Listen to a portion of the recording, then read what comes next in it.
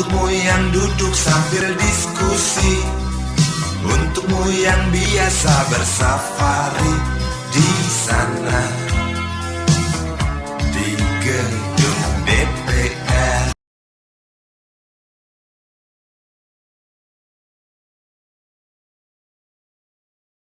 Pada saat ini pesimis dan optimis itu biasa, karena memang programnya memang belum dijalankan. Ini kan Pemda Lampung Barat sekarang ini lagi mencari sistem, gitu kan, ada rencana, tapi kan itu belum dituangkan di dalam program. Nah, kalau umpamanya nanti memang direalisasikan, ya itulah adanya. Kalau memang nanti umpamanya ada sebagian nanti yang merasa tidak puas atau ada yang puas juga dengan itu, ya namanya juga program pemerintah. Nah, dan sekarang lagi dicari sistemnya seperti apa. Kalau memang itu memang program itu memang nanti dilaksanakan, tapi sekarang ini baru wacana.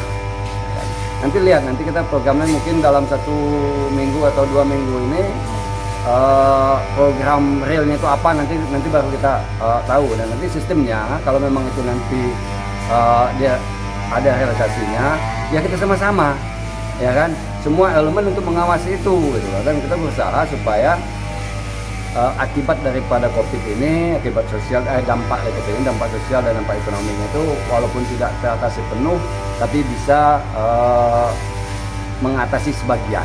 Itu saja mungkin. Nah, nanti kita lihat dulu programnya nanti seperti apa. Oke. Jadi terkait dengan timbul dalam tanda petik keresahan di masyarakat terkait rencana pemberian bantuan kepada masyarakat. Yang pertama, memang kita hari ini melihat pemerintah sedang merencanakan. Yang kedua, dalam perencanaan ini fungsi DPRD salah satunya pengawasan, termasuk di dalamnya perencanaan anggaran.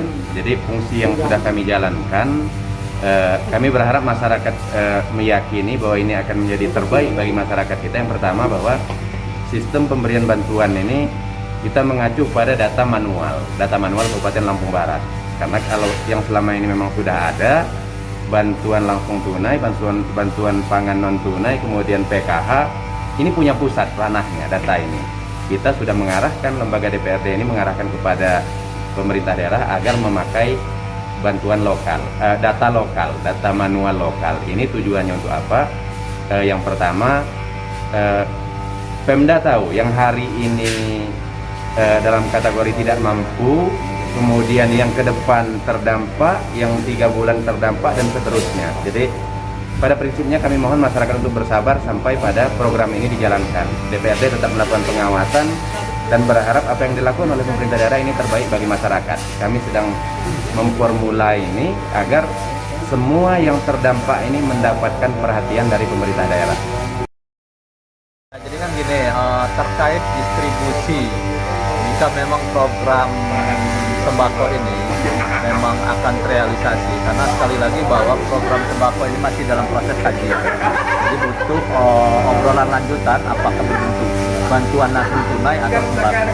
Nah, terkait dengan distribusi, apakah dia untuk meminimalisir bagaimana tidak terjadi ketidakadilan di situ, tentu semua elemen harus terlibat di situ.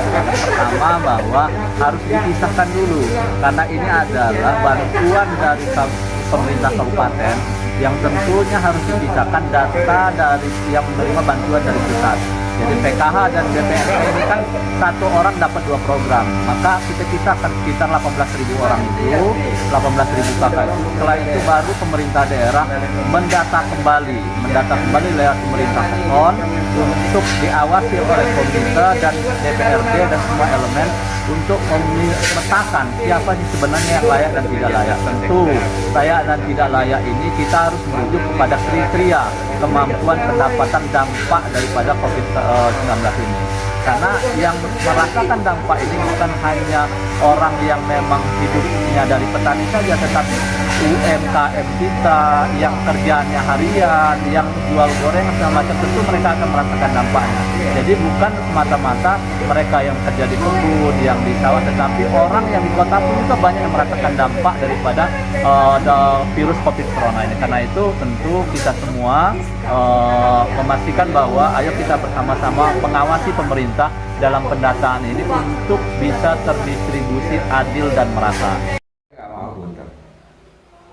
Yang jelas mungkin apa ya, kita juga belum tahu prosedurnya seperti apa, dasarnya apa PKH apa kan. Tapi intinya kan gini, uang itu kan besar kan, uang itu banyak, gimana cara supaya maksimal. Dan ketika kita bicara kebutuhan masyarakat dengan kondisi seperti ini, semua butuh. Iya. Misalnya dia pedagang, udah sebulan aja dagangnya nggak laku. Yang selama ini dia nggak masuk kategori PKH atau apa gitu. Nah, kalau dia nggak dapat bantuan, mungkin di satu sisi dia ada keringanan. Kalau dia punya kerja di bank, di perbankan, mungkin ada keringanan penundaan. Mungkin ya. Saya kata mungkin karena belum pernah saya dengar ada yang berhasil. Beberapa yang ke BRI, ke BNI, Mandiri, belum ada yang berhasil, baru mengajukan permintaan dan gitu. Kalau saya cuma satu saya lihat, memang mestinya secepatnya actionnya kan gitu aja, secepatnya kan gitu. Jadi masyarakat tuh apa ya, melihat betul-betul ada gitu. Gitu aja. Jangan digembar-gemborkan ini tapi actionnya belum ada kan. Nah kalau besok COVID-nya selesai, kan gitu. Kita kan nggak tahu. Kalau akhir bulan ini selesai,